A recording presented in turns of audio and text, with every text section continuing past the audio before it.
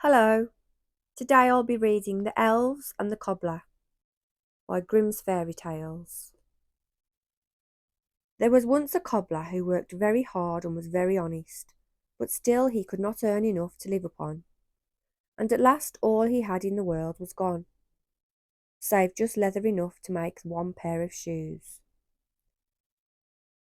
Then he cut his leather out, all ready to make up the next day, meaning to rise early in the morning to his work. His conscience was clear and his heart light amidst all his troubles.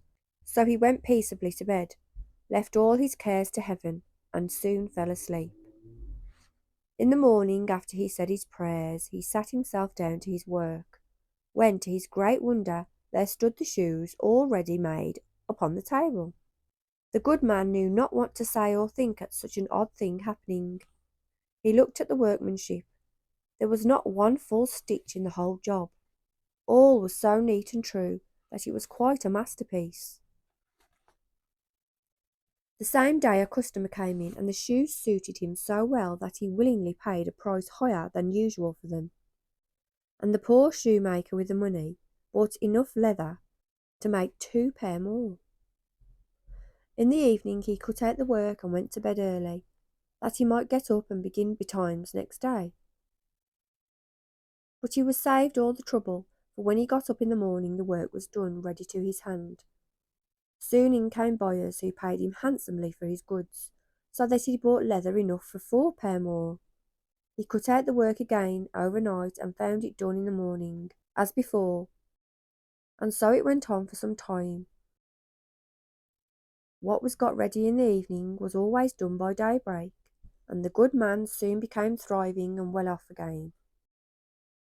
One evening about Christmas time, as he and his wife were sitting over the fire chatting together, he said to her, "I should like to sit up and watch tonight, that we may see who is it that comes and does my work for me."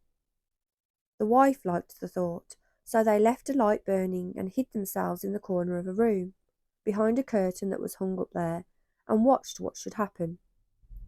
As soon as it was midnight, there came in 2 little naked dwarfs, and they sat themselves upon the shoemaker's bench, took all the work that was cut out, and began to ply with their little fingers, stitching and rapping and tapping away at such a rate that the shoemaker was all wonder, and could not take his eyes off them.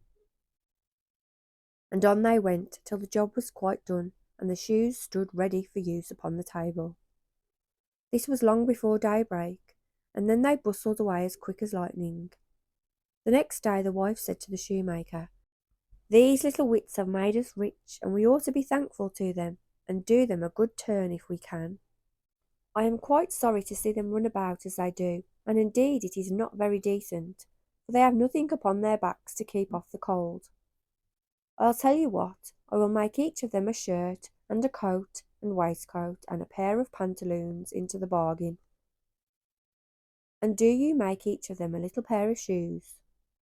The thought pleased the good cobbler very much, and one evening, when all the things were ready, they laid them on the table, instead of the work they used to cut out, and then went and hid themselves to watch what the little elves would do. About midnight they came in, dancing and skipping, hopped around the room, and then went to sit down to their work as usual. But when they saw the clothes lying for them, they laughed and chuckled, and seemed mightily delighted. Then they dressed themselves in the twinkling of an eye, and danced and capered and sprang about, as merry as could be, till at last they danced out of the door, and away over the green. The good couple saw them no more, but everything went well with them from that time forward, as long as they lived. Thank you for listening. Please remember to like and subscribe.